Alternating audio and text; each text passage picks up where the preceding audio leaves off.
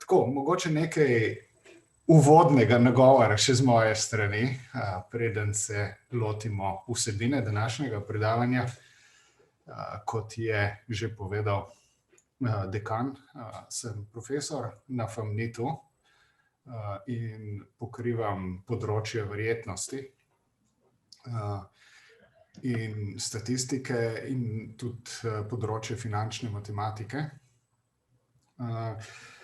In celotna finančna matematika se vrti okrog koncepta verjetnosti na en ali drugačen način. Zgodovinsko pa verjetnost izhaja iz iger na srečo.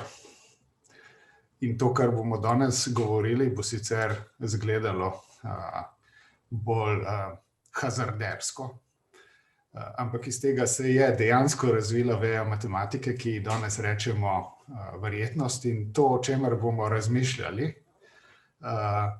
ima tudi v resnici danes implikacije, recimo v zavarovalništvu, ko vam odmerijo premijo avtomobilskega zavarovanja, se v resnici v ozadju dogaja razmišljanje, ki je zelo blizu igram na srečo. Tako da to, kar bomo govorili, ima nek svoj pomen. To je ena plat zgodbice. Druga plat zgodbice je pa to, da kar bom danes povedal, izhaja iz dolgoletnega svetovanja igralniškim hišam v Sloveniji. In igralniške hiše morajo ves čas razvijati igre na srečo, zato da so stranke zadovoljne in se ne začnejo dolgočasiti. In v ozadju je tudi verjetnost. In kakor izgleda mogoče na prvi pogled za lase privlečeno, je matematika v ozadju iger na srečo lahko dosti zapletena in komplicirana. In tisto, kar vam bom danes govoril, je v resnici to, kar izhaja iz prakse, iz svetovalne prakse v igralnicah in igrah in razmišljanju o igrah na srečo. Naslov je nadzor ruletnih cilindrov. Ne gre samo za nadzor rulete, ampak gre širše za nadzor kakršnihkoli iger na srečo. In zakaj nadzor? Zakaj treba igre na srečo nadzirati? 3 razlogi so za to. Prvi razlog je, da to zahteva zakon. Obstaja zakon o nadzoru iger na srečo, v katerem je predpisano, da morajo igralniške hiše izvajati nadzor iger na srečo, ki jih ponujajo. Zakon o igrah na srečo je eden od redkih zakonov, v katerem se pojavi matematika. Mogoče celo edini zakon, razen zakona o zavarovalništvu. Drug razlog za nadzor iger na srečo je tale, da če verjamete ali ne, ti ponudniki iger na srečo imajo resnične moralne zadržke o igrah na srečo. Vidijo vse mogoče v teh igralnicah, ljudje zaigrajo cela premoženja. Po drugi strani pa vidijo tudi, da recimo njihovim lastnim zaposlenim se zamegli meja med realnostjo in bleščečimi igrami na srečo. Vidijo, kako gre dosti zakonov narazen zaradi tega. Tako da to je tudi en razlog, da če že ponujajo igre na srečo, se morajo ujemati s tistim, kar bi matematično idealno morale biti. Tretji razlog je pa čisto posloven.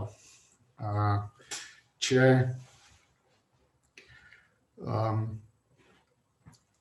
imajo stranke občutek, da je šlo nekaj narobe, oziroma da tiste igre na srečo, ki jih igralniška hiša ponuja, niso pod narekovaj poštene, potem se to zelo hitro razve.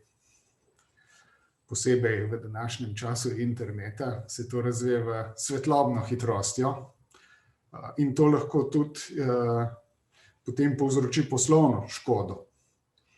Tako da nadzor iger na srečo in ruletnih cilindrov ima tudi tale aspekt poslovnosti. In na koncu je sklep, da je v resnici boljš, da si pošten, ker je to dolgoročno poslovno boljš. Ob vseh moralnih zadržkih, ki jih mogoče imamo o igrah na srečo. Takole, to je za uvod. In preden se bomo lotili dejanskega nadzora, si malce poglejmo, kaj se lahko zgodi. In bom delil malce ekran. Samo da jaz najdem tisto, kar sem vam želel pokazati.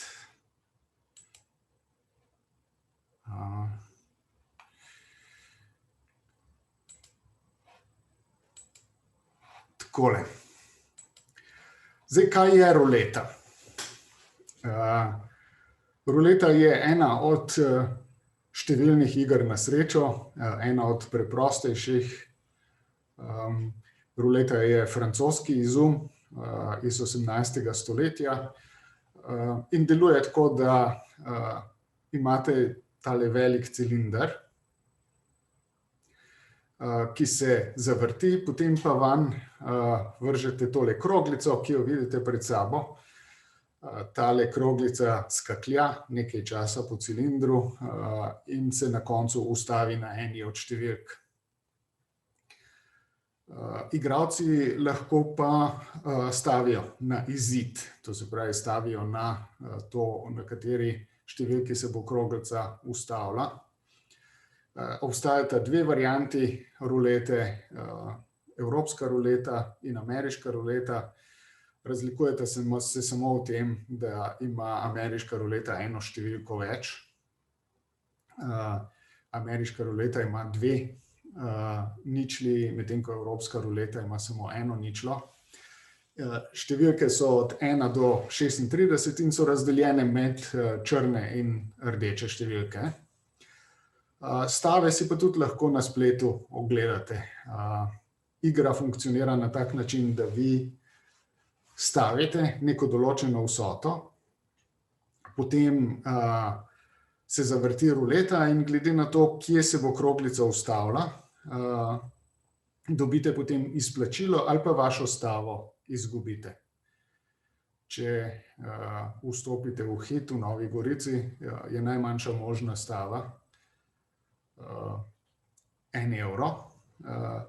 Lahko recimo stavite na številko, v tem primeru rečete, jaz stavim na številko 24 in če se bo zgodilo to, kar vidite pred sabo, vam bodo vrnili stavo 1 evro in dobili boste še 35 evrov na vrh tega, tako da boste 35 evrov na boljšem, če imate srečo in se kroglica ustavi na tisti številki, na katero ste stavili. Stav je več, lahko recimo stavite na trojke, recimo stavite na segment, na sektor, na številke 5, 24, 16, kot jih vidite pred sabo. V Hitu v Gorici se vse odvija večinoma v italijanščini, tako da je ta stava znana kot numero e due laterali. In različnih stav je mnogo. Lahko stavite na rdeče ali črno, rečete, jaz stavim na to, da se bo kroglica ustavila na črni številki.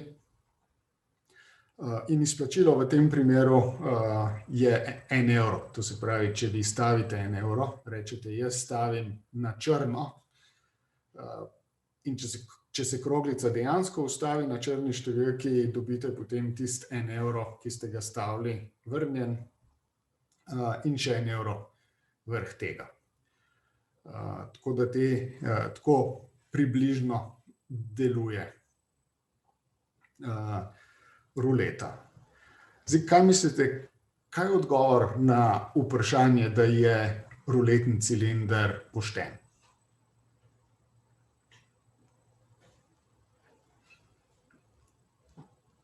Oziroma, da je nepošten samo do te mere, kakor je matematično nepošten po svoji zasnovi. Kaj mislite, kaj bi bil odgovor na to vprašanje, da je ruleten cilinder pod narekovaj pošten? Da imajo vsa polja, kamor lahko pač ta kroglica pristane, enako verjetnost, da je kroglica dejansko tam. Potem je pa še ena malce bolj skrita,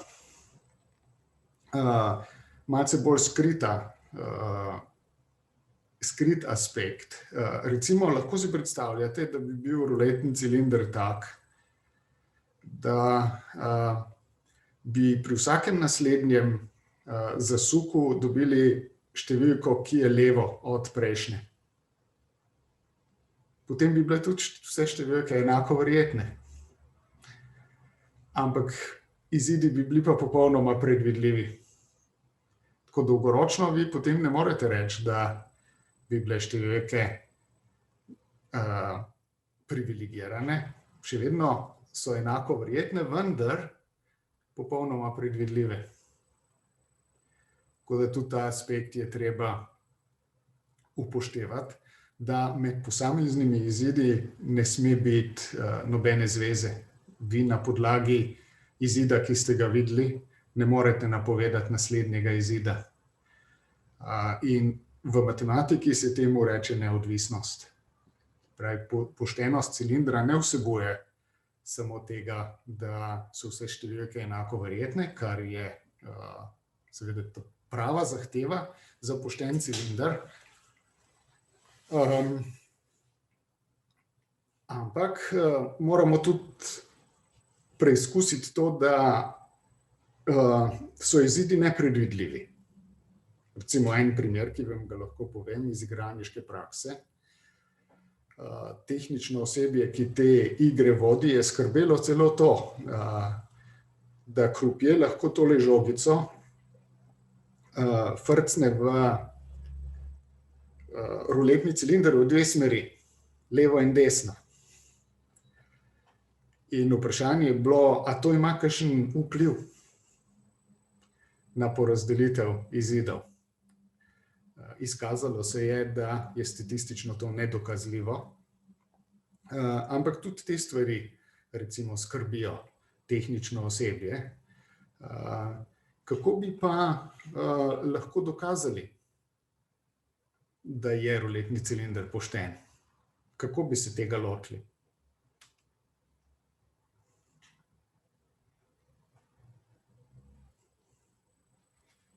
Kakšen predlog? Zdaj, pomislite, da stojite pred to mizo, ki je navadno iz mahagonija,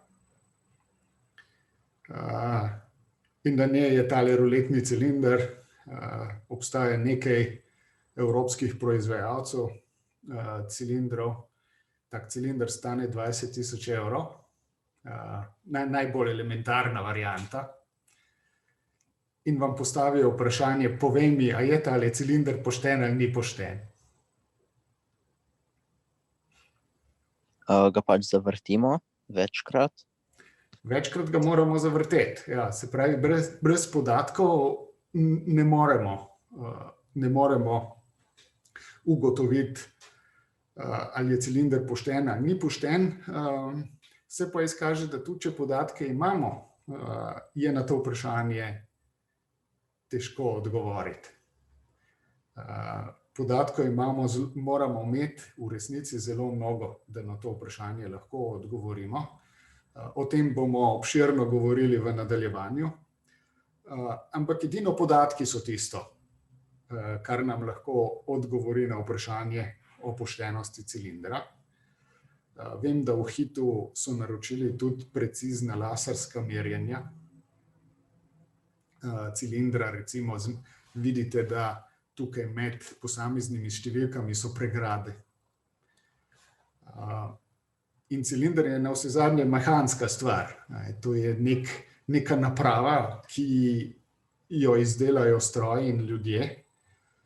In pri tem nastanejo tudi napake. Ob vsej skrbnosti pri izdelavi višine teh pregrad med sabo variirajo. Niso vse pregrade enako visoke, čeprav se to na oko zelo težko vidi.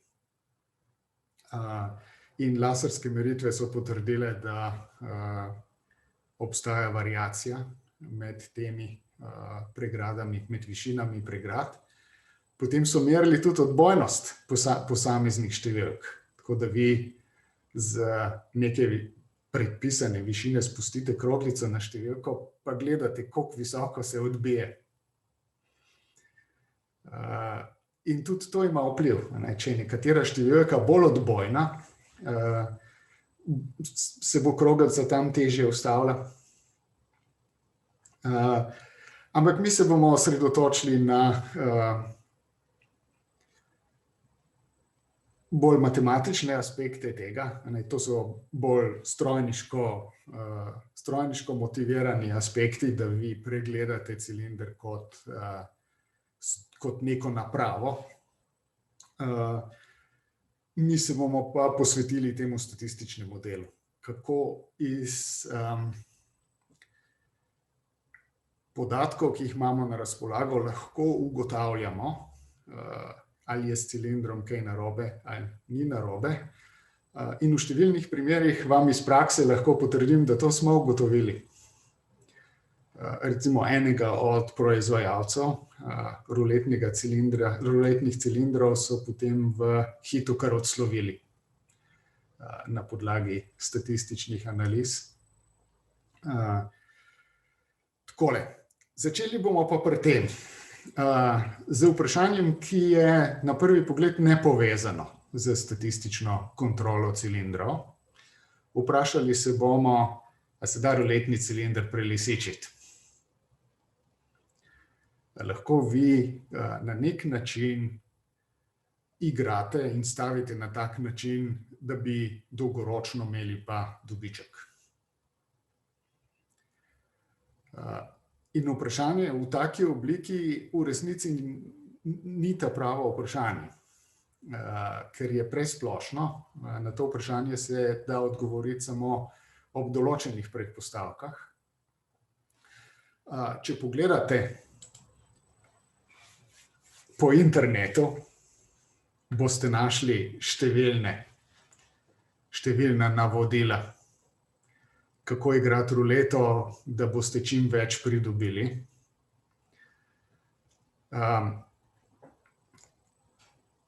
Tako da teh strategij, kako igrati ruleto sebi v korist, je nič koliko. Tukaj sem našel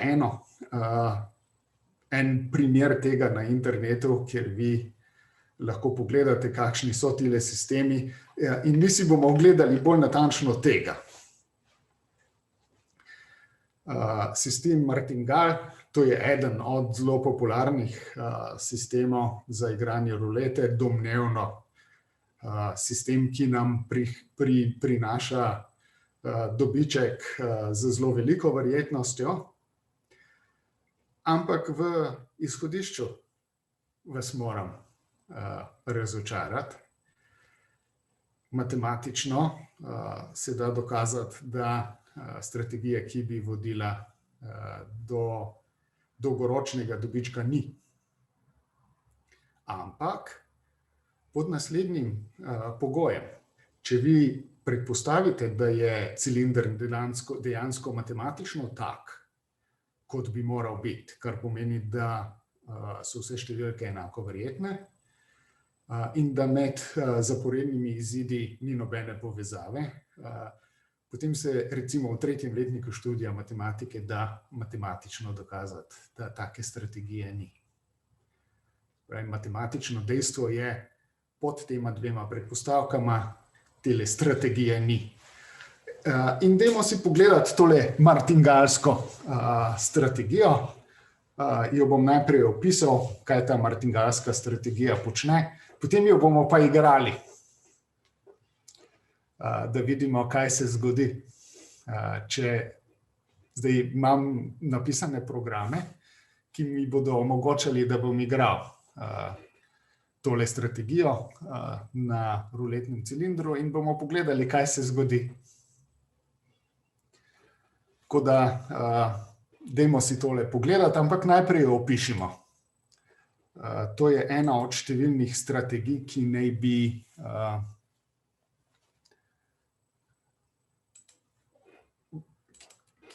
naj bi nam omogočala, da zmagujemo pri ruleti, pa jo dajmo pogledati, kako deluje. Tukaj je opis pred vami, kako ta martingalska strategija deluje. Vi začnete, pristopite k ruletnemu cilindru in stavite 1 evro. Potem, če izgubite, podvajate stavo. To se pravi, da naslednjič, če izgubite, stavite 2 evra. Če spet izgubite, spet podvojite stavo, se pravi, tretjič stavite 4 evre. Če izgubite, spet podvojite stavo, tako da dokler enkrat ne zmagate, stavo ves čas podvajate.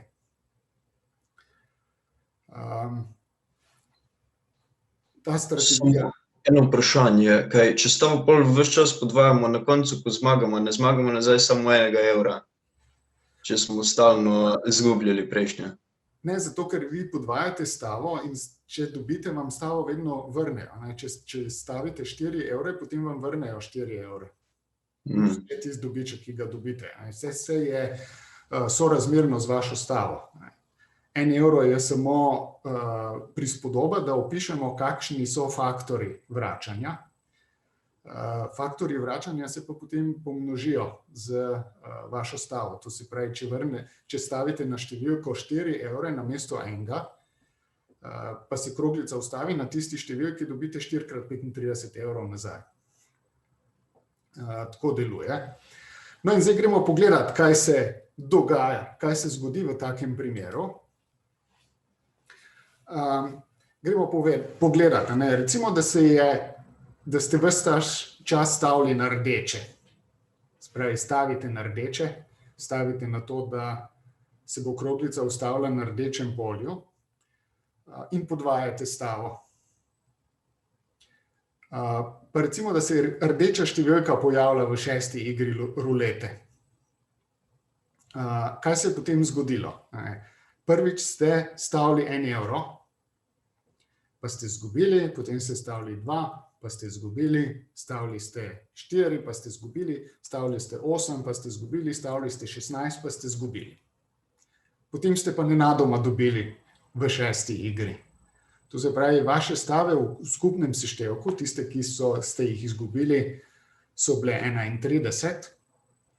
Celotno izplačilo na koncu, ko ste stavili pa 16 evrov v 5. pred 6. stavo, pred 6. igro ste stavili 16 evrov, potem ste zmagali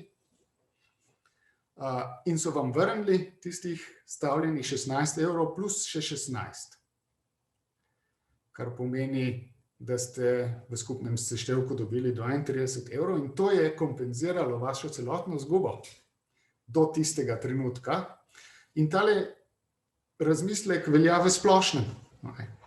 Vi veste iz gimnazijske matematike, kako se sešteje tole vsoto, če seštevate potence.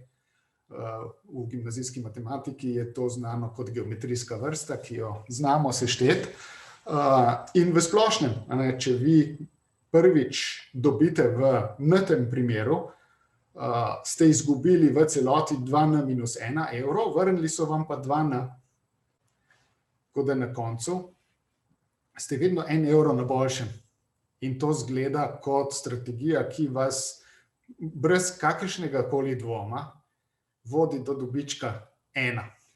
Res, da to ni dobiček, ki bi nas zelo vznemirjal po svoji velikosti, ampak je pa dobiček, ki na prvi pogled zgleda kot nekaj, kar bi nam sistematsko omogočalo, da dobivamo. Je pa noter v tem seveda en skrit hakelc, za katerega je vedel že tale. Tale je igral martingalsko strategijo. Pa vam dam 2 minuti, da si preberete, kaj je o tem napisal.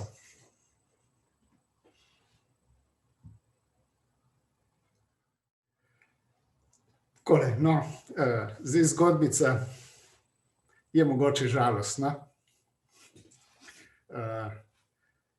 ampak je pa že zelo stara.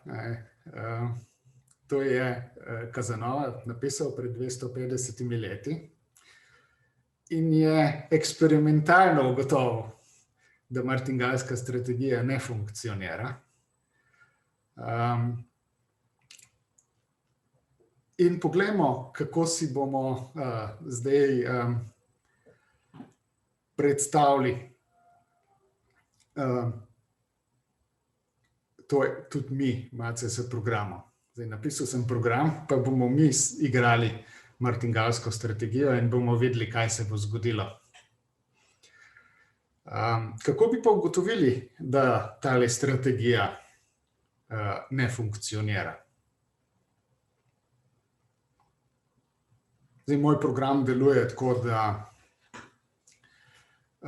bom tistemu računalniškemu igralcu dal v roko neko začetno vsoto, recimo začel bo s 1000 evri in bo potem igral martingalsko strategijo do maksimalno 10.000 iger. In bomo videli, kaj se bo zgodilo.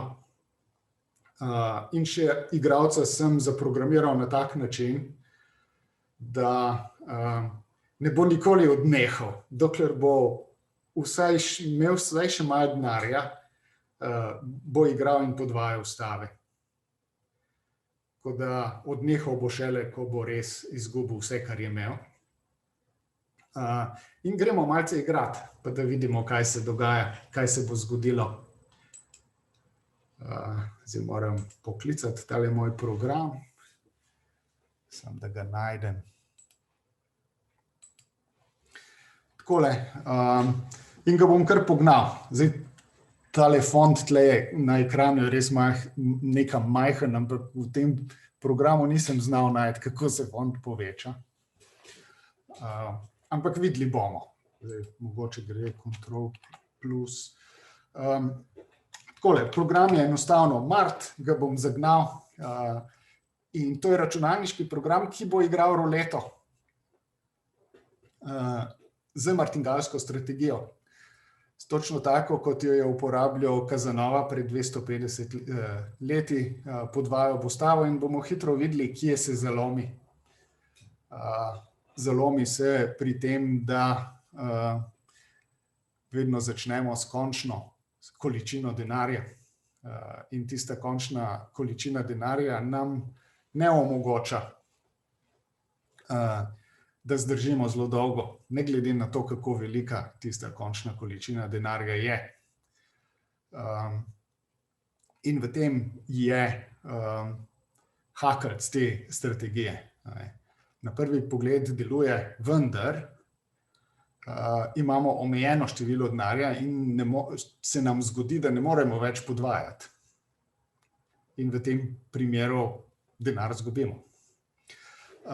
Evo, pa zaigramo, kolikrat ćemo ponoviti, zdaj lahko zaigramo samo 5-krat za začetek, maksimalno število iger, recimo 10.000, to se pravi, da bomo 5-krat ponovili tole vajo igranja rulete.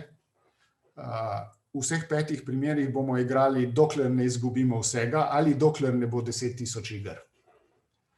To je še kar realistično za praktične primere, ker igrati ruleto 10.000 kar traja. Tako da z stališča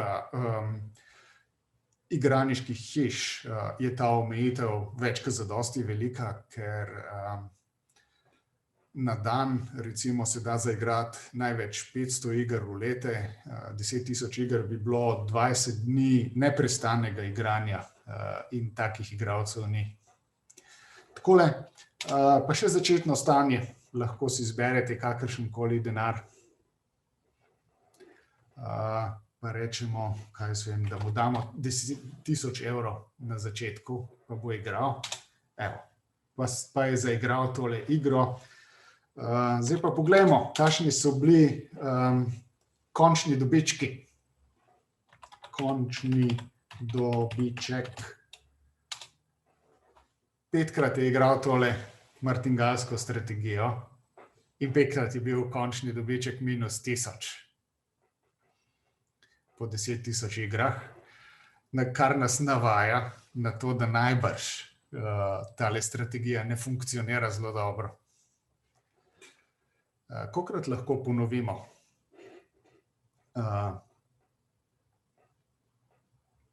Podvajanje stave, če imamo 1000 evrov na razpolago.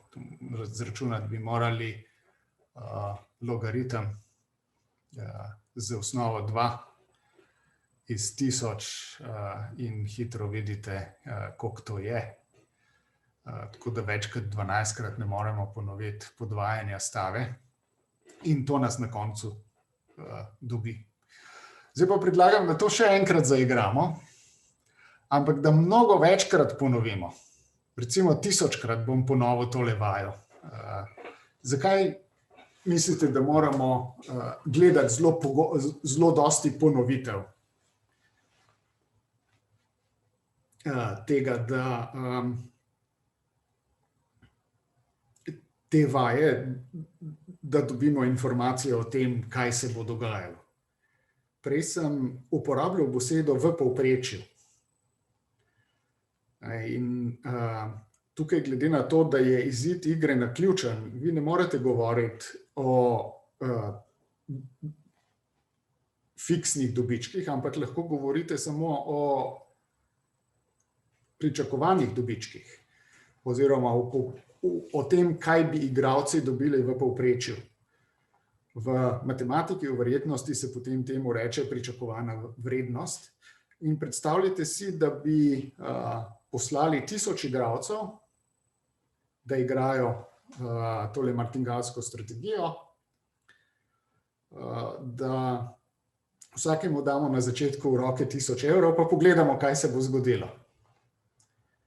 Pa dajmo še tole zaigrati, da vidimo, kaj se bo zgodilo.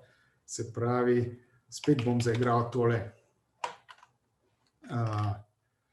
martingalsko strategijo. Število ponovitev bom zdaj dal na 1000, se pravi 1000 igralcev bo vstopilo in 1000 igralcev bo igralo.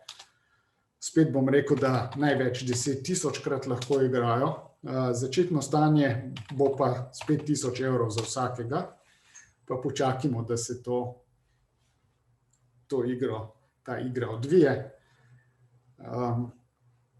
Ti računalniški igralci zdaj besno igrajo in so odigrali. Pa zdaj poglejmo. Končni dobiček. To je zdaj 1000 končnih dobičkov. In če malce pogledate, so pa številke začele variirati. Večinoma dobite -1000. Se pravi, da igralec zaigra vseh 1000 evrov, ki jih je imel in je s tem zgodbica končana. Je pa nekaj primerov, kjer so pa končni dobički različni. Lahko pogledamo, kakšen je bil maksimalen končni dobiček teh 1000 igralcev. Se pravi, max končni dobiček. Se pravi, 4972 je bil največji dobiček teh 1000 igralcev.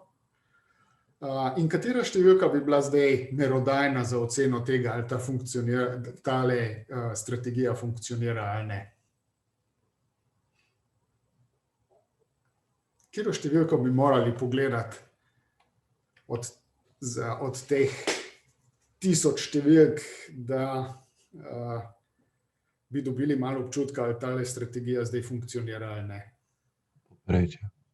Povprečje bi morali pogledati. Kot rečeno, v matematiki se temu povprečju reče potem pričakovana vrednost. In pričakovana vrednost je eden od osrednjih pojmov v matematični disciplini verjetnost. Motivacija za pričakovano vrednost so pa točno tale dolgoročna povprečja. In dajmo pogledati povprečje. Končni dobiček minus 559. Lahko igramo še večkrat, lahko damo recimo temu, ki igra na začetku več denarja. Pa pogledamo, kaj se bo zgodilo, če začne z več denarja, kar pomeni, da lahko potem bolj dolgo podvaja stave. Ampak v tem prvem poskusu je tole povprečje samo potrditev tega, kar pravi Casanova v svojem sestavku, da je igral martingalsko strategijo in večinoma izgubil. Lahko pogledamo, koliko je igralcev, ki so izgubili vse. Recimo preštejemo, koliko od teh 1000 igralcev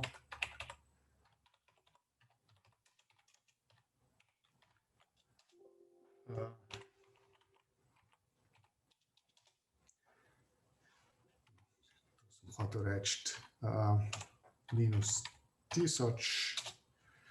Se pravi, od 850 od teh 1000 igralcev, ki so vstopili, je izgubilo vse. S tem, da smo imeli tudi omejitev na število iger. Ti, ki so nekaj obdržali na koncu, so se ustavili pri 10.000 igrah. Takole. Zdaj lahko tole še malce povariiramo. Recimo, igramo tole martingalsko strategijo. Spet bomo recimo 1000krat ponovili. Spet bo 10.000 iger, pa dajmo tem igralcem nekaj več denarja, recimo 5.000 evrov na začetku. Poglejmo, kaj se bo zgodilo v tem primeru. Pa naj zaigrajo.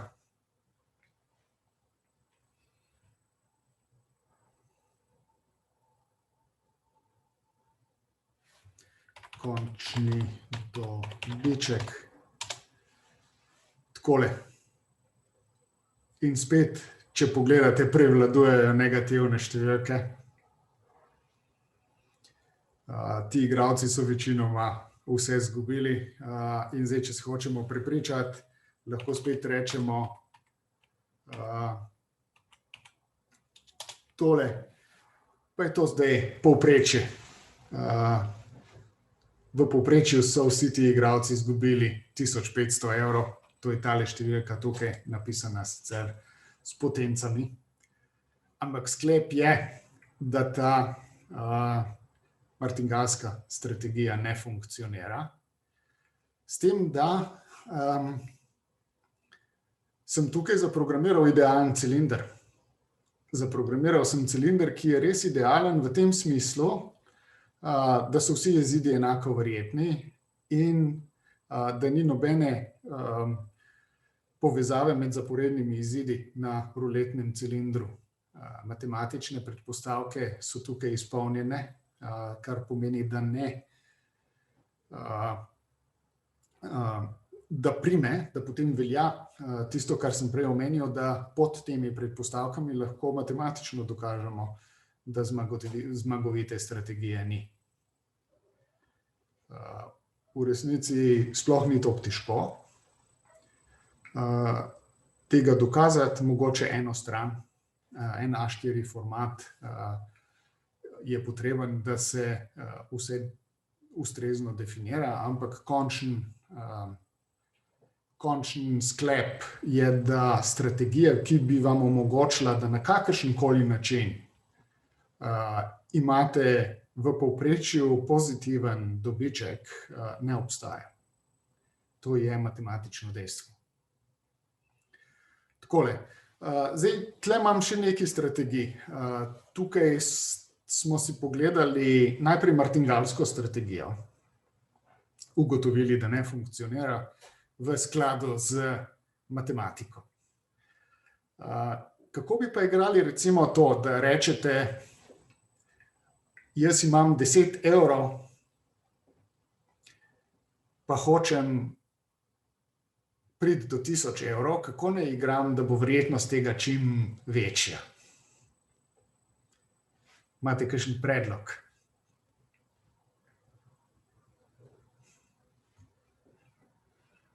Spravi, vprašanje je to, dam vam 10 evrov v roke, pa rečem, vstopite v igralniško hišo in igrajte. In igrajte na tak način, da boste stavili, recimo, da se malce omejimo, da ne bomo postavljali preveč splošnih vprašanj. Stavite na rdeče in črno, vaše stave so lahko različnih višin, ni treba, da vedno stavite samo ena. In kako morate igrati, da boste prilezli z 10 evrov na 1000 evrov? Moje najboljše, da damo takoj 10. Ja. Kaj pa potem, ko ste že preigrali 500 evrov, oziroma recimo, da ste nekje na sredi že na 600 evrih, kaj bi pa pol naredili? Ne? Kako? Da jih čim prej vzameš. Ja, recimo, da ste preigrali 600 evrov, zdaj se morate odločiti, pa želite, da pridete do 1000 in se morate odločiti. Kaj zdaj želi? 400 noter. Ja, 400. In točno to je strategija, ki je najboljša.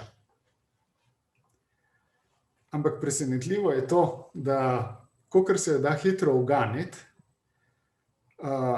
je matematični dokaz tega, da je najboljša, dolg pa ene 100 strani. Tako da matematično se prepričati, da je tale strategija res najboljša, se ni tako preprosto. Pa jo dajmo pogledati. Zdaj, dokaz boste našli v knjigi, ki jo je napisal ameriški matematik Lester Dubins, reče se ji How to gamble if you must. In lahko jo malce zaigramo. Bomo igrali tole strategijo in bomo videli, če nam bo uspelo priti z 10 evrov na 1000 in kakšna je verjetnost, da nam to uspe, če igramo tole strategijo, ki je matematično potrjeno najboljša. In pa jo zaženimo, if you must. Začetno stanje smo rekli 10 evrov, ciljno stanje 1000, želimo prilezti na 1000, število ponovitev, recimo, da bo to poskušalo 1000 igralcev, zdaj igramo. In od teh 1000 igralcev, jih je 15 je uspelo priti na 1000 evrov. Vsi ostali so pa izgubili. Kaj to pomeni dolgoročno za tole strategijo? Ne funkcionira. Ker 15 igralcev je prilezlo na 1000 evrov, ostali so pa izgubili. Če gremo zračunati zdaj povprečje, boste videli, da je povprečje negativno v skladu z matematično teorijo. Tako da kakršnekoli strategije izvajate, vsaj če jih izvajate računalniško za idealen cilinder, bodo take, da vam ne bodo v povprečju prinašali dobička. Iz preprostega razloga, ker je to matematično dejstvo. Ampak tukaj ni konec zgodbice. Naslednjo uro bomo vprašali pa to, kaj pa, če je cilinder malenkost pokvarjen. A ga lahko potem izkoristimo in kakšen je najboljši način, da ga izkoristimo? Spravi, na idealnem cilindru je zgodbice konec. Matematika nam pove, strategija, ki bi nam v povprečju prinašala dobiček, ni. konec, pika. Kaj pa, če cilinder ni idealen? In vemo, da v realnem svetu je cilinder mehanska naprava, ki ima svoje pomanjkljivosti in svoje majhne nepravilnosti, ne glede na to, kako skrbno je izdelan. In vprašanje je, ali bi se dalo tak cilinder pa izkoristiti. In če na kakšen način bi morali igrati, da bi bil naš dobiček potem čim večji. In to pa zelo skrbi to tehnično osebje v igralniških hišah, ker so take primere dejansko videli. Dejansko so videli, da so ljudje zelo dosti dobivali, v redkih primerih, in potem se vedno začne diskusija, ali so ti ljudje nekaj vedeli, ali so goljufali, ali so bili v navezi z krupjeji, ali je pokvarjen cilinder. Spet se bomo omejili na bolj matematičen aspekt tega in bomo rekli, obdržali bomo predpostavko, da posamezni izidi na ruleti so med sabo neodvisni. To se pravi, da zaporedni izidi so taki, da se jih ne da na noben način napovedati. Ampak rekli pa bomo, kaj pa, če bi bil pa cilinder malce pokvarjen? Kaj bi pa potem naredili? In a se da na pokvarjenem cilindru pa vendarle dobivati za neko ustrezno strategijo? Kaj mislite, kaj je odgovor na vprašanje, kaj je strategija? Kaj v resnici je strategija igranja rulete?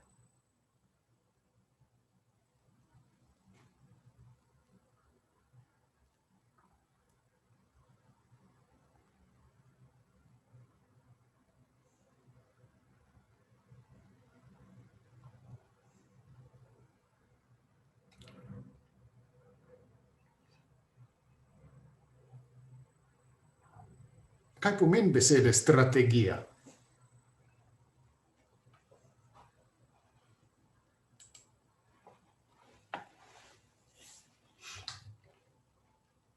Nek taktični pristop k igranju.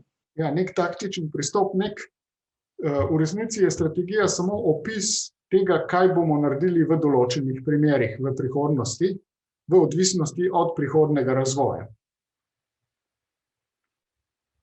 To je tako kot recimo ene vrste računalniški program z if stavki, ki vam reče, če se bo zgodilo to in to, bom naredil to in to. Recimo martingalska strategija ima zelo preprost predpis. Igramo, dokler lahko podvajamo stavo. Če izgubimo, potem to naprej počnemo s preostalim denarjem, dokler ne dosežemo maksimalnega števila iger ali dosežemo ali pridemo ali dosežemo bankrot. Se pravi, strategija ni nič drugega kot navodilo za prihodnje akcije, ki jih bomo naredili. In to navodilo mora biti dosti natančno, da nam pove točno, kaj bomo v posameznih primerih naredili. Mi bomo govorili o tem v okviru iger na srečo, ampak isti razmisleki veljajo recimo v zavarovalnicah, ki imajo strategijo naložb. Pravi, nek predpis, kam bodo investirali denar, ki ga zberejo od premij. In te strategije morajo potem potrditi najprej uprava, pa nadzorni svet, pa še nadzor zavarovalniškega sektorja. Ampak njihova strategija je to, če se bo zgodilo to in to, bomo kupili take vrednostne papirje, tako da strategija je neko navodilo, kako se bomo obnašali v posameznih primerih v prihodnosti. Navodilo idealno mora pokriti vse možnosti, ki se v prihodnosti lahko pojavijo. Tako da je to. Tako da, kaj je strategija, razumemo. In naslednjo uro se bomo ukvarjali z eno posebno strategijo, ki je pa narejena točno zato, da lahko cilinder, ki je pokvarjen, pa izkoristimo. Pričemer je seveda še vedno to, da če cilinder ni pokvarjen, če je tak, kot bi matematično idealno moral biti, tudi s to strategijo ne moremo ničesar doseči, ker za idealne cilindre matematika drži kot pribito. Zmagovite strategije ni, konec. Če je pa pokvarjen, pa lahko razmišljamo, katera strategija bi bila pa v tem primeru boljša in dobra. In o tem se bomo pogovarjali, potem bomo pa tole strategijo obrnili v namene nadzora. Če boste kdaj vstopili v igralnice v Gorici, se zavedajte, da nekje v ozadju z vami igra računalniški igralec ves čas. In tisti računalniški igralec igra optimalno strategijo. In če bo začel dobivati, bodo to opazili v nadzorni sobi in bodo cilinder ustavili. S tem, da jaz tudi nikoli nisem vedel, kje ti cilindri fizično so. Tako da tudi za tiste, za katere sem ugotovil, da se da tako resno priigrati denar, nisem vedel, kje so. In tudi nisem želel vedeti, kje so.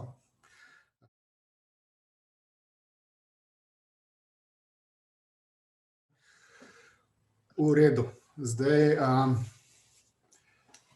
kot že rečeno, je v tej drugi polovici pa ideja, kako najboljš izkoristiti cilinder, če je pokvarjen, vendar ne vemo, kako. Če bi vedeli, kako je pokvarjen, bi ga jasno znali izkoristiti. Pričemer mora biti tako, da mora biti dovolj pokvarjen, da ga lahko izkoristimo v svojo korist.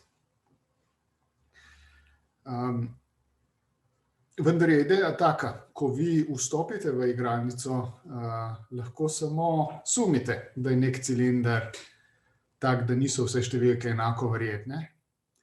Ne veste pa tega zagotovo. In vprašanje je, kako bi v tem primeru najboljš znali izkoristiti tak cilinder. In tole si bomo zdaj pogledali. Najprej bomo malo pogledali tole.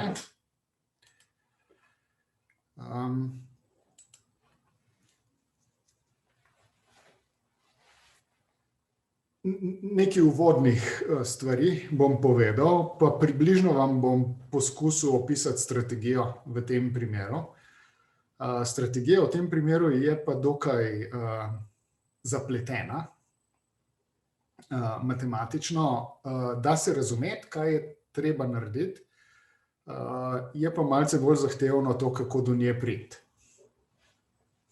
Takole, in pomen nadzora ruletnih cilindrov sem vam že razložil. Da nadzor zahteva po eni strani zakon, po drugi strani notranje tehnično osebje želi imeti nadzor. In tudi poslovni razlogi so za to, da imate neko, pod narekovaj, kontrolo kvalitete v igralniških hišah. In dajmo si pogledati, kaj se je zgodilo, ko smo tole strategijo igrali. Tole je nek daljši sestavek, ki vam ga lahko pošljem. Samo da najdem tisto, kar sem vam želel pokazati. Tole. Zdaj, to je slikca, ko sem jaz igral kot optimalni igralec na nekem od cilindrov v Novi Gorici. To se pravi, da vzeli smo en cilinder, tehnično osebje je menilo, da z njim nekaj ni v redu.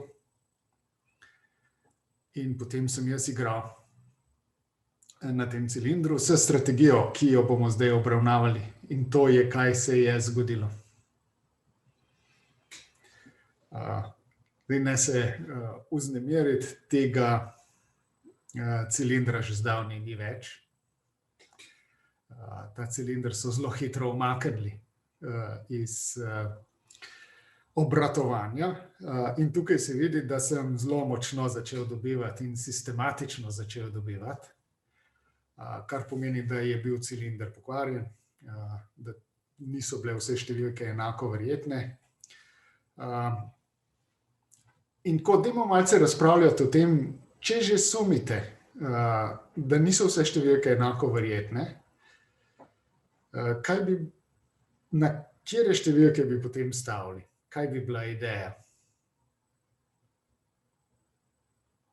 Vi pač pridete, začnete igrati, pridobivate določene podatke in na vsakem koraku se odločite, kaj boste stavili.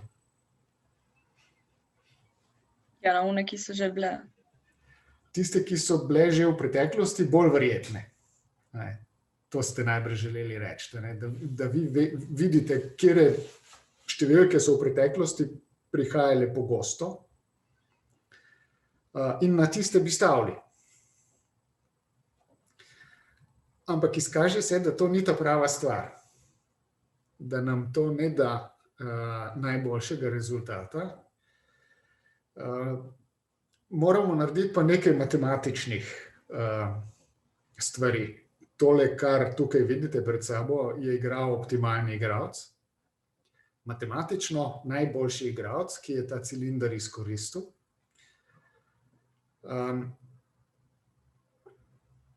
In ta igralec naredi to, da dolgo časa gleda, kaj se dogaja in ne stavi nič. Popolnoma ničesar.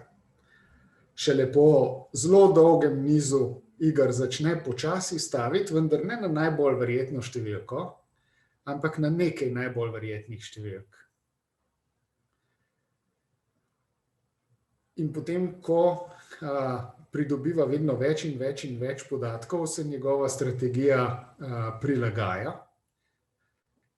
in tale strategija potem vodi do tega grafa, ki ga vidite pred sabo. In čar te strategije je v tem, da moramo narediti neko stvar. Kot pogosto v finančnem svetu, pohlep dolgoročno ne vodi do pravega rezultata, ampak morate biti ustrezno zadržani dolgoročno in ustrezna zadržanost dolgoročno vodi do boljšega rezultata.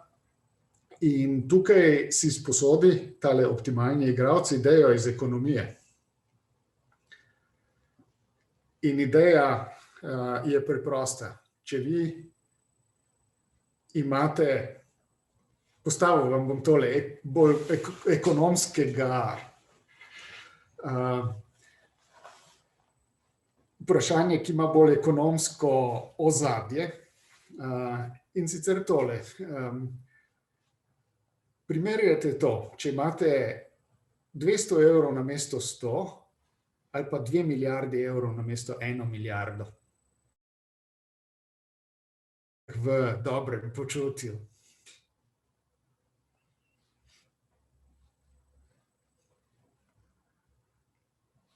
Ali pa recimo, če imate 1000 evrov ali pa 2000 evrov, pa če imate 1000, ste v težavah, ker ne morete odplačati kredita, pa položnic, imate 2000, jih pa lahko. Ali pa če primerjate nekoga, ki ima 1 milijardo ali pa 2. Koliko bolj je pod narekovaji tisti, ki ima 2 milijardi srečen od tistega, ki ima 2000 evrov namesto 1000 evrov.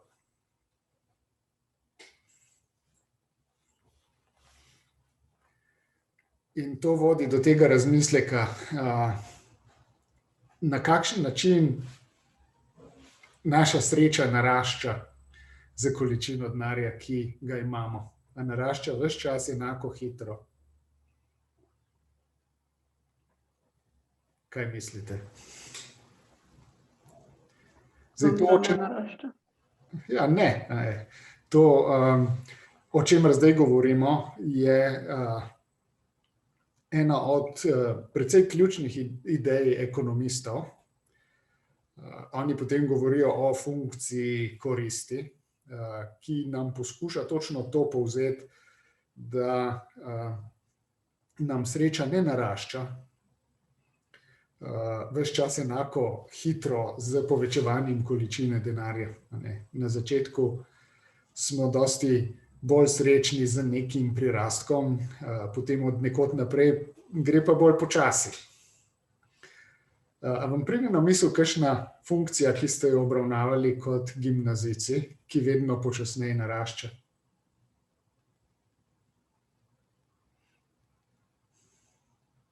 Logaritemska funkcija? Logaritemska sigurno ena. Zdaj, ekonomisti bodo tipično imeli dve. Ena je logaritemska, druga pa recimo koren iz x. Funkcija koren iz x tudi vedno počasneje narašča. In tukaj si bomo to idejo iz ekonomije sposodili, da bomo rekli, v redu, igrali bomo tole ruleto, vendar ne bomo merili srečo z golo količino denarja, ki ga priigramo, ampak z logaritmom te količine. In logaritem ima še tole prednost, da nas odvrača do tega, da bi ves denar izgubili. Ker kot veste, logaritem gre proti minus neskončno, ko se približujete ničli. In bi nam potem načeloma abstraktno sreča zdrsnila v minus neskončno. In zato nas bo logaritem odvračal od tega, da bi ves denar zaigrali. To se pravi, da tale strategija, če svojo srečo merimo z logaritmom, namesto z golo količino denarja, nas bo potem odvračala do tega, da gremo prav do ničle. Kar v praksi pomeni, da bo tale strategija, če se bomo približevali ničli, nehala sploh staviti. To je en aspekt, da bomo vstopili v tole vprašanje z bolj ekonomskim pristopom, s tem, da bomo takole svoj pohlep malce omejili z logaritemsko funkcijo, da nam ne bo več toliko do tega, da še povečujemo svoj denar, če ga imamo že mnogo. Ker nam to našega dobrega počutja ne bo več do te mere izboljšalo, kot se je izboljšalo pri istih prirastkih, pri manjših količinah denarja. Druga stvar, ki jo bomo naredili, je pa tale. Če vstopite v igralniško hišo,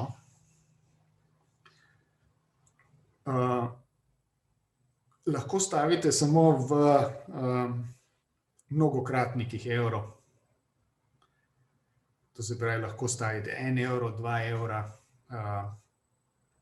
lahko stavite 100 evrov.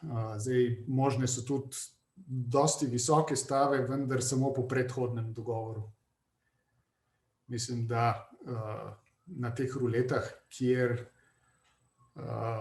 so dopuščeni vsi igralci, kjer je dopuščena masa igralcev, so stave omejene.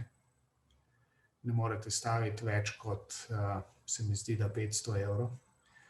Medtem ko s predhodnim dogovorom se da pa tudi igrati privatno ruleto, kjer so stave lahko dosti večje. Mi si bomo pa dopuščali, da lahko stavimo tudi ulomke. Kot matematiki imamo svobodo, da stavimo kvadratni koren iz 2 evrov. In tale optimalni igralec si bo tole svobodo vzel. Potem tisti igralec, ki sicer igra z igralci v Novi Gorici, računalniški igralec, ki vas vedno spremlja, oziroma spremlja vse igralce, ki tam igrajo, si dopušča te stave, potem igra še eden, ki pa vzame aproksimacijo, da zaokroža tele stave na najbližja cela števila. In dajmo si pogledati tale matematični članek, ki vam pove, kakšna je optimalna strategija, če sumimo, da je cilinder pokvarjen. Potem bomo šli pa igrati za to optimalno strategijo, za različne cilindre, pa bomo videli, kaj se zgodi.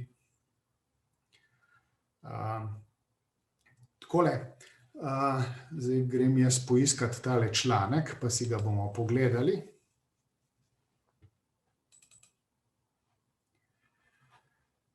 Takole. Evo.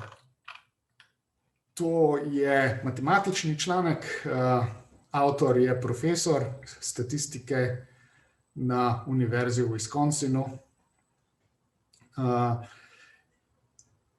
in govori o zmagoviti strategiji za ruleto. In kot rečeno, je to resen matematični članek, ki nam pove, kaj moramo narediti za optimalno strategijo. In tukaj vam bom samo bistvene stvari iz tega povedal. On pravi tole.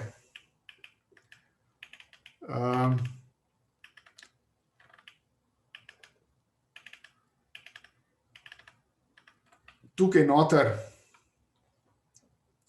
vidite logaritem in ta logaritem pride iz tega,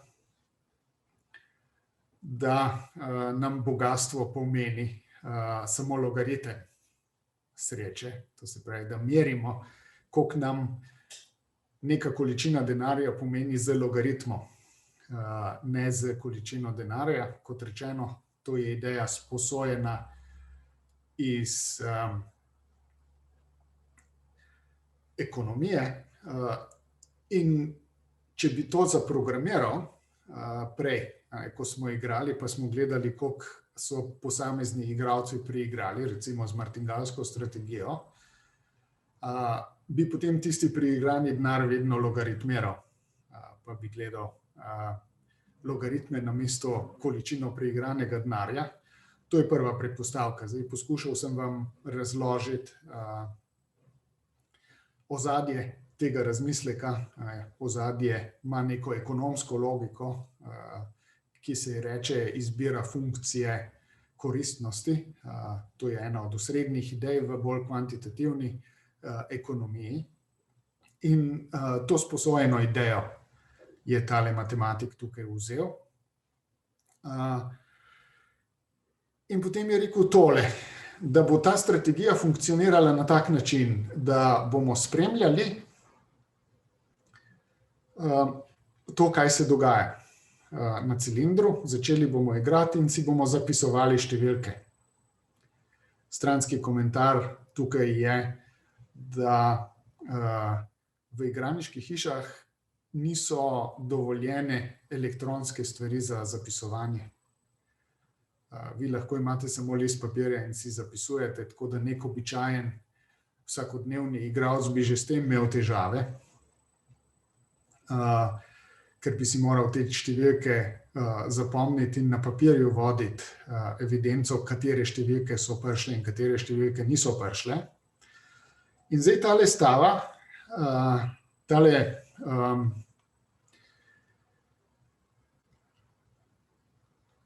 strategija deluje na tak način, da na začetku predpostavi, da so vse številke enako verjetne in ne stavi ničesar.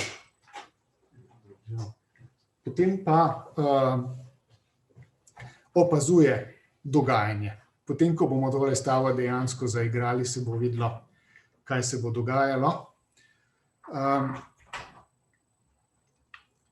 In dokler so vse številke navidezno enako verjetne, ne bo tale strategija naredila ničesar.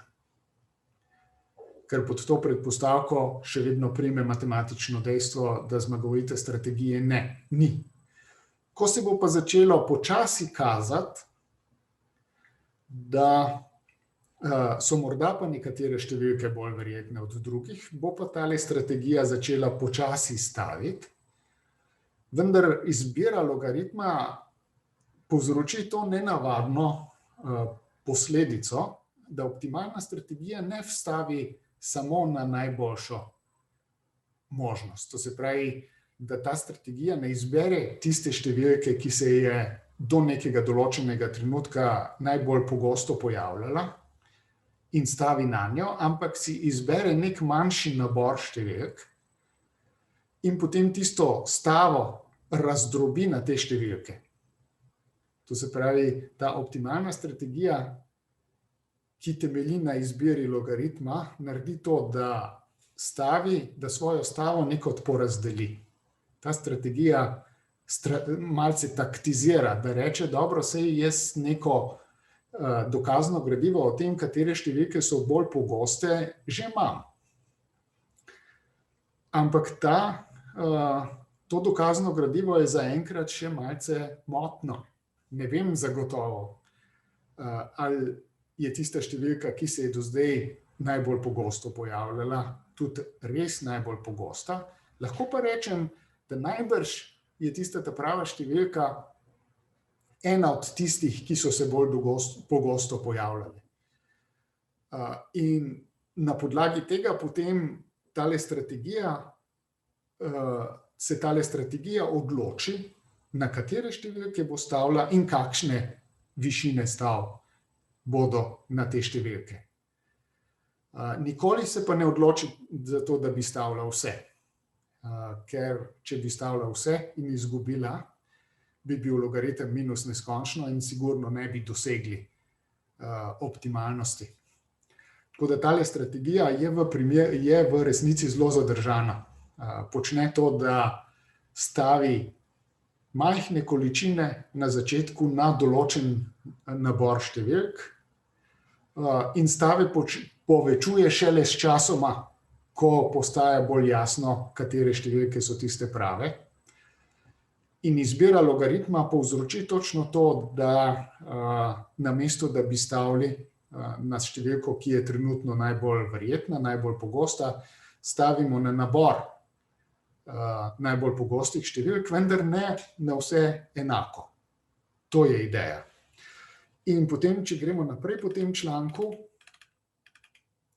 je na koncu navodilo. To, kar vam zdaj kažem, je seveda matematično zahteven članek, ki ga tudi študentje recimo v 3. letniku lahko razumejo, je pa zahteven. Tudi za študente matematike v 3. letniku. In tukaj vam poskušam samo logiko v ozadju na nek način približati. In na koncu iz tega algoritma izhaja tole, da dobimo tole formulo tukaj, formula 6, ki nam pravi tole, da neko določeno količino denarja, ki ga še imamo, vedno obdržimo. Se pravi, ne stavimo. Gama nič nam reče, to količino dej na stran in jo obdrži, to je količina denarja, ki je ne bomo stavili. Na ostale številke dobimo pa neke game, ki so tukaj dol napisane. Se pravi, da na koncu je pa tale enačba 9 tista, ki nam pove, koliko pa na posamezne številke stavimo. To se pravi, da stavimo neke manjše količine na tiste številke, ki so se najbolj pogosto pojavljale. Na nekatere sploh ne stavimo. In to nam potem matematično pove najboljšo možnost. Se pravi, tista, ki bo vodila do največjega možnega logaritma priigranega denarja. In izpeljava, kot rečeno, je zelo matematična, zahteva precej neke zapletene matematike, Ampak končni rezultat se pa da razložiti. Končni rezultat je tak, da strategija reče to. Tukaj imaš formulo, ki ti pove, koliko denarja boš obdržal in dal na stran in ga ne boš stavil. Tukaj je pa navodilo, na katere številke stavi kakšno količino denarja. In to je strategija, ki jo bomo zdaj uporabili. Pa dajmo pogledati, kaj ta strategija naredi. Zdaj jo bom pognal, pa bomo najprej zaigrali tole strategijo na cilindrih, ki so idealni ali pa ki so pokvarjeni. Pa bomo videli, kaj se zgodi. Potem bomo zaigrali pa to strategijo še na dejanskih podatkih. In ko smo to strategijo igrali na dejanskih podatkih, kar pomeni, da sem jaz kot svetovalec Hita računalniško igral v ozadju z vsemi ostalimi igralci in začel resno dobivati, so se začeli tile tehnični ljudje v Hitu kar malce praskati in prestopati. Jih je precej zaskrbelo, da se to lahko zgodi. Ampak razlog je bil ta, cilindri so dejansko bili pokvarjeni. To je bil razlog in te cilindre so potem umaknili. Bil je nek španski proizvajalec, ki ga potem niso več kontaktirali oziroma niso bili več stranka. Pa grem jaz najti tale program, pa ga bomo malce poganjali, da vidimo, kaj je naredila tale strategija v simuliranih in v dejanskih primerih. In to nam bo dalo nek občutek za to, kaj se lahko zgodi. Samo malo, da jaz tole najdem.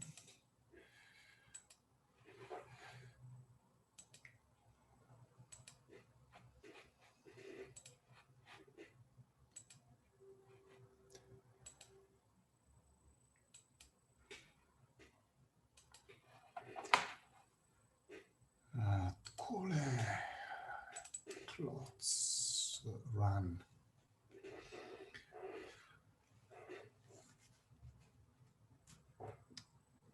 Takole, zdaj se vrnem na Zoom.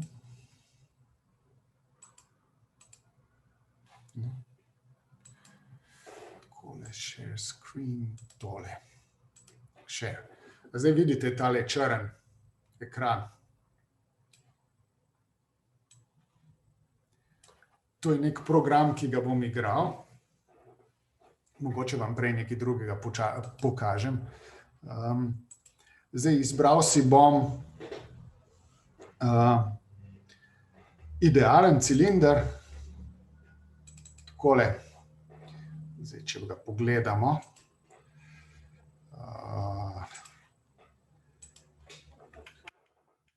Izbral si bom cilinder, na katerem ima vseh 37 izidov popolnoma enako verjetnost.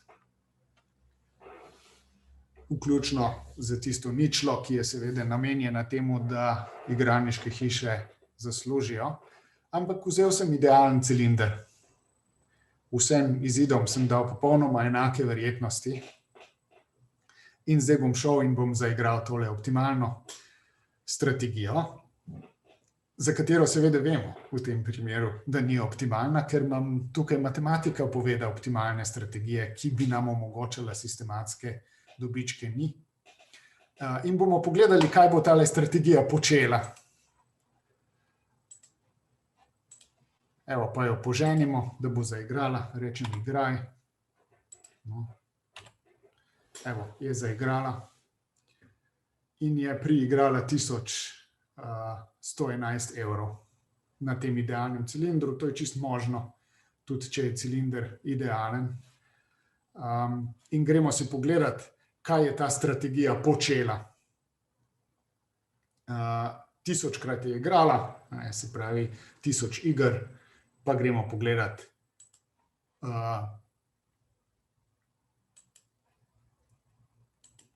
to, kar je tale strategija naredila, rezultate. Samo malo, da jaz to pokličem. Kje je zdaj to?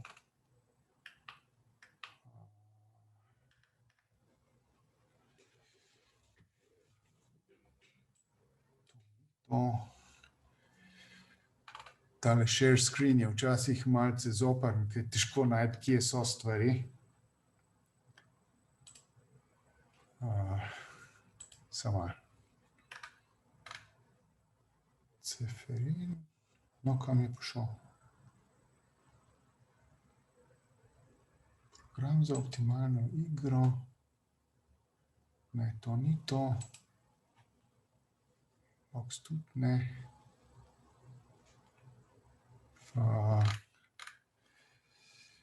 Samo zdaj imam eno tehnično težavico, da moram najti, kje to je.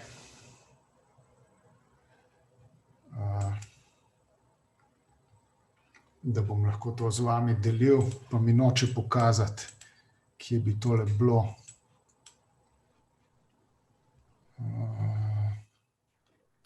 Če odprete Zoom, pa se potem pomaknete samo z miško počasi navzdol na konec slike.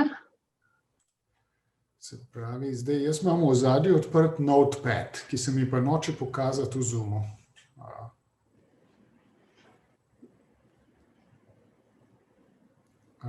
Kakšna misel, kaj naj naredim?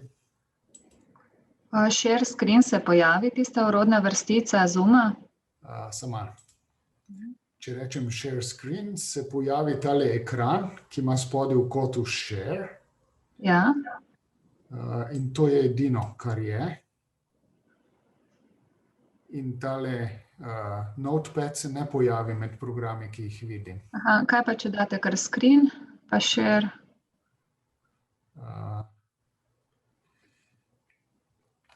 Sam da vidim. Screen pa share bom videl, tole. Pa zdaj rečem tole. Ja, zdaj vidim. Aha. Evo, to je zdaj, bomo šli pogledati, kaj je ta strategija počela. Začela je s 1000 evri, se pravi tukaj je količina denarja, ki ga tale strategija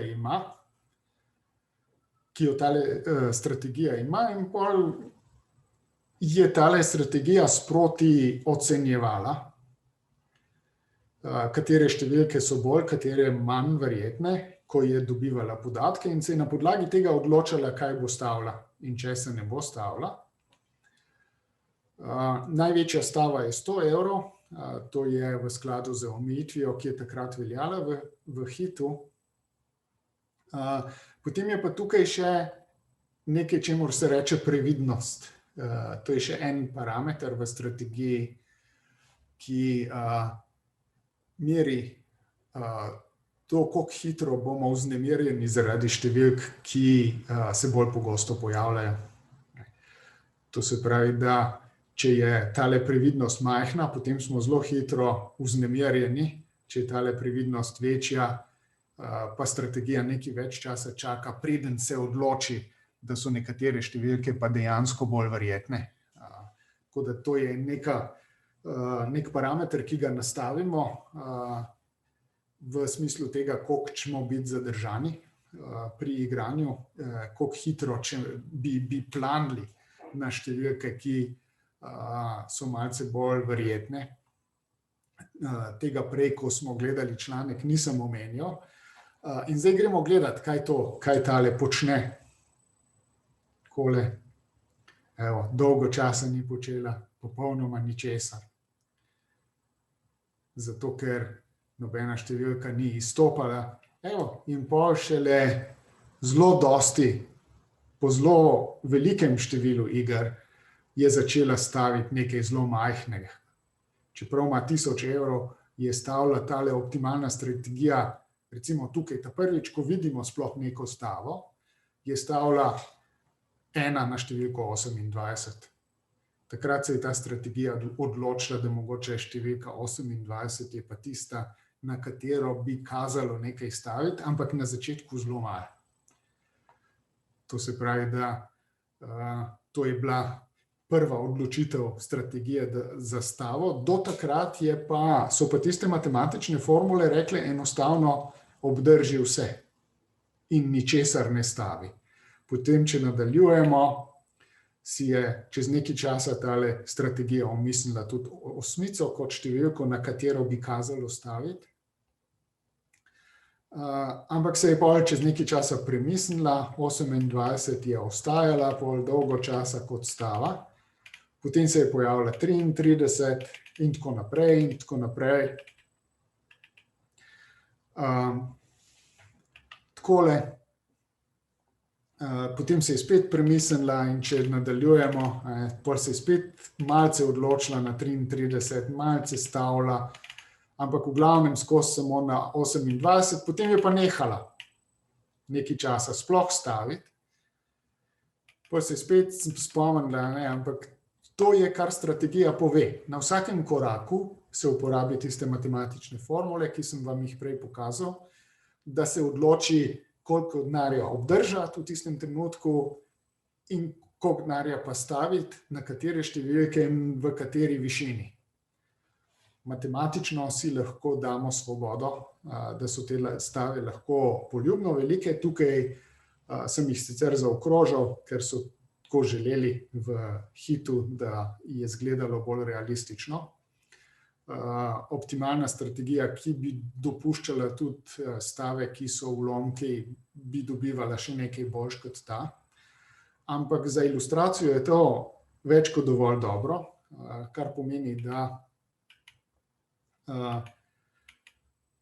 lahko vidimo, kaj se je dogajalo, ko je tale stava, ko je tale reč igrala, potem je začela nekaj bolj dobivati in na koncu, če gremo čisto na konc, je končna številka, ki jo je ta stava priigrala, 1111, kar je v tem primeru naključno. In seveda, ko enkrat tile v hitu to vidijo, se vprašajo, a je s tem cilindrom vse prav ali ni vse prav. Zdaj tale optimalni igralec je nekaj preigral, ampak to je lahko tudi povsem naključno. Če greste gledati, ali se da v 1000 igrah priigrati tole številko z neko določeno verjetnostjo, se to zgodi še kar pogosto, kar pomeni, da to ni v resnici indikacija, da je kaj narobe. Zakon o igrah na srečo zahteva pa tole številko tle spodaj. In če je tale številka tle spodaj večja od 58, potem je nekaj narobe. Za cilindrom tukaj ni bila, končni kapital je bil 1111 evrov. Tako da tukaj vidimo, kaj je ta strategija počela. Zdaj gremo zaigrati pa strategijo z dejanskimi podatki. In bom tukaj rekel program, pa ga gremo pogledati. Zdaj bom rekel način igranja, pa podatki. Vhodni podatki, samo en trenutek, da jaz tole naredim.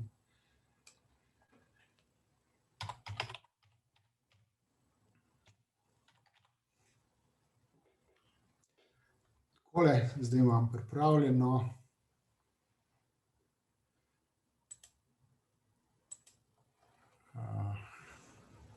A zdaj vidite ta črn okvir ali moram? Je videti. Evo, zdaj bom rekel igraj, kar pomeni, vzel sem cilinder, ki se mu je reklo Hispanija 02, to je nek dejanski cilinder, ki je bil v hitu. Dal sem temu optimalnemu igralcu začetni kapital 1000 evrov, stava je bila omejena na 100 in gremo pogledati, kaj se bo zgodilo. Tole moram reči, pa zdaj zaigrati. Evo, zdaj tale igra. 72 000 evrov Začel je s 1000, igral je na tem dejanskem cilindru, ki je bil nekje v hitu, kot rečeno, nikoli nisem vedel, kje so tile cilindri. Vedel sem proizvajalca, vedel sem šifro cilindra, nisem vedel pa fizične lokacije. Ampak ko sem jaz kot matematični, hipotetični igralec igral optimalno strategijo na tem cilindru, sem precej preigral. In to tehnično osebje v hitu je potem reklo, ups, tukaj bi morali biti pa malce previdni glede tega, kaj se dogaja s tem cilindrom. In zdaj lahko gremo pogledati pa tudi rezultate, kaj je pa ta strategija počela. Tukaj je tale strategija izpisovala, kaj se je dogajalo po poti. In kot v primeru, ki smo ga prej gledali, ki je bil simuliran, je tale strategija dolgo časa čakala in ni naredila ničesar. Se pravi, tista optimalna strategija, ki jo vodi izbira logaritma kot merila naše sreče, ni dolgo časa naredila ničesar. Zdaj, če se začnem pomikati, se vidi, da je bil kapital ves čas 1000, tukaj bi morale biti napisane stave, na katere številke in kako velike. Tukaj prvi stolpec so pa izidi, ki so prihajali.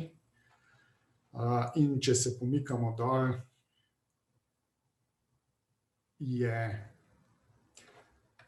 dolgo časa se ne dogaja nič posebnega. V primerjavi z celotnim kapitalom so stile stave zelo majhne. Na začetku je tale strategija zelo previdna. Dokler je dokazno gradivo, katere številke so bolj verjetne, še motno, ta strategija taktizira in namesto, da bi izbirala tisto številko, ki je trenutno tista, ki izgleda najbolj verjetna, malce potaktizira in svojo stavo porazdeli med več kandidatov, ki so trenutno v igri. In lahko se tudi zgodi, da v določenem trenutku tudi opusti stave na določene številke, ko se povečuje količina dokaznega gradiva o izidih, ki jo imamo.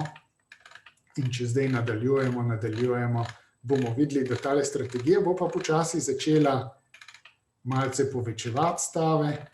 Zdaj na nekatere številke že stavi 2, ampak še nismo zelo daleč v igranju. Potem, ko gremo še naprej, se začnejo množiti tele stave in tudi povečevati. Zdaj, ko smo pa že zelo daleč v igri, se pa vidi, kaj se začne dogajati.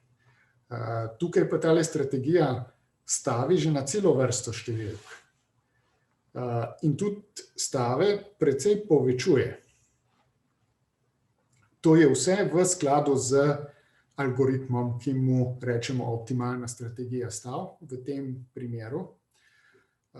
Še vedno algoritem taktizira. Naša naivna predstava, da je najboljše to, da bi vedno stavili na številko, ki trenutno zgleda najbolj verjetna, ni čista prava ideja. In če gremo čist na konc, je ta stava potem začne močno dobivati in začne naš kapital močno naraščati. In tukaj vidimo, da zelo pozno začne tale strategija tudi močno povečevati stave. Tukaj so vse na 100, zato ker je dana taka omejitev.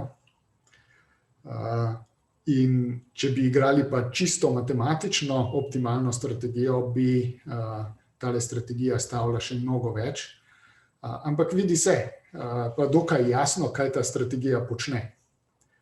Po neki matematični formuli porazdeli stave na nekaj številk, za katere ocenjuje, da so najboljše. In te stave tudi porazdeli v skladu z ocenami verjetnosti, da se te številke pojavijo. In na koncu, kot vidite, je bil dobiček dokaj velik. To se pravi, če gremo čist na konc, je pa končna številka 72.000 evrov. Se pravi, in to nas pa dejansko zaskrbi, ker je to dejansko cilinder, ki je bil v obratovanju v Hitu. In če gremo čist na konc kot zaključen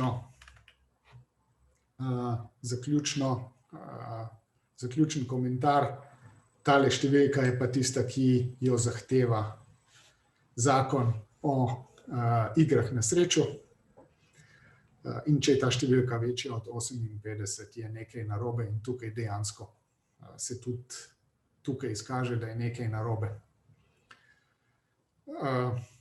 Tukaj ni konc zgodbice, kako dejansko se izvaja nadzor cilindrov. V Hitu ima še precej vidikov, v ozadju se ne igra samo tale optimalni igralec, ki ga uporabljajo potem kot nadzornika. Vedno gledajo tega optimalnega igralca in če začne nenavadno dobivati, je potem to znak, da je treba cilinder ali umakniti iz obratovanja, ali pregledati, ali popraviti. Vzporedno s tem je pa še precej statistik, ki jih uporabljajo za spremljanje teh kontrole kvalitete, kot bi lahko temu rekli. Vendar je to material za mogoče še kakšno drugo predavanje. Tukaj, če poskušamo povzeti zadnji 2 uri, smo ugotovili to, da je merilo uspešnosti neke strategije to, da če v povprečju dobiva, strategija je neko dosti jasno navodilo, kaj bomo naredili na vsakem koraku. In strategije med sabo primerjamo tako, da primerjamo njihove povprečne dobičke, njihove pričakovane vrednosti, ki nam povejo koristnost strategiji, ostaja pa matematično dejstvo, da v primeru idealnega cilindra strategije, ki bi nam v povprečju dajala dobiček, ni in ne more obstajati. Tukaj bom zaključil. Še ta komentar, naslednji predavatelj bo govoril o epidemijah. In v resnici bo v ozadju to, da je predpostavka, da vsak posameznik igra igro na srečo, v kateri se bo okužil ali ne. Tako da podobnost bo očitna. Če ima še kdo kakšno vprašanje, sem na razpolago. Lahko vam pa tudi pošljem tale sestavek, ki smo ga vmes malce gledali kot gradivo, ki ga potem lahko imate. Mi boste sporočili, na katere naslove to pošljem. In je tako, poskušal sem napisati čim bolj poljudno, da je razumljivo tudi nekomu, ki ga zanima matematika v srednji šoli.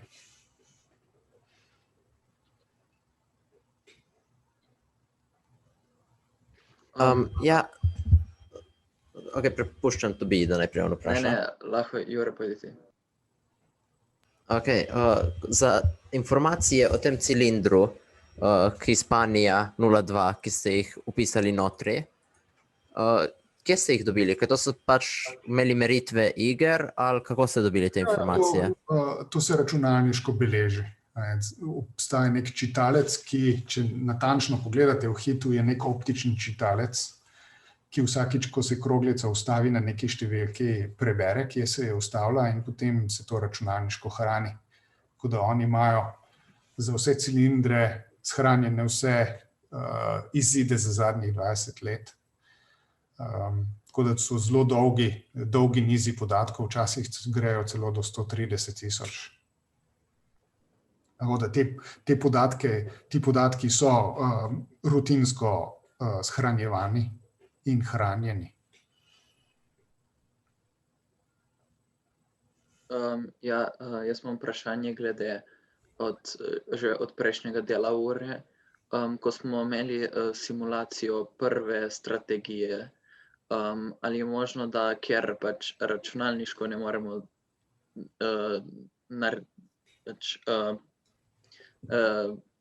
točno naključne številke ne moremo proizvesti, ali je možno, da je tista strategija bila nekako bolj uspešnejša ali manj uspešnejša in je zaradi tega pač omejitve računalnika, zmožnosti računalnika pač bilo nekako rezultat drugačen.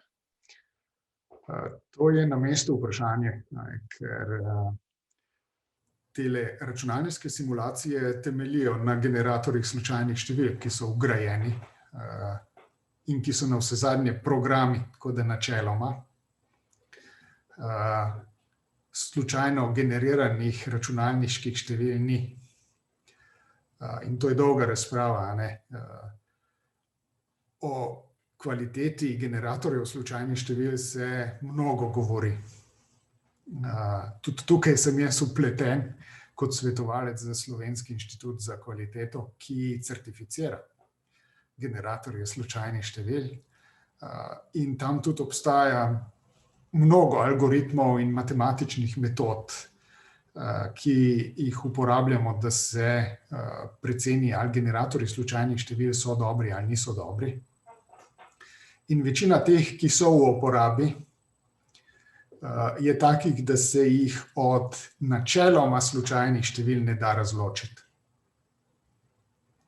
Tako da jaz se nagibam temu, da bi tem simulacijam verjel. Čeprav načeloma filozofsko pa vem, da je v tem razmišljanju hiba. Ampak simulacije se ogromno uporablja in ogromno je primerov, kjer simulacije potrdijo teoretične rezultate ali pa obratno.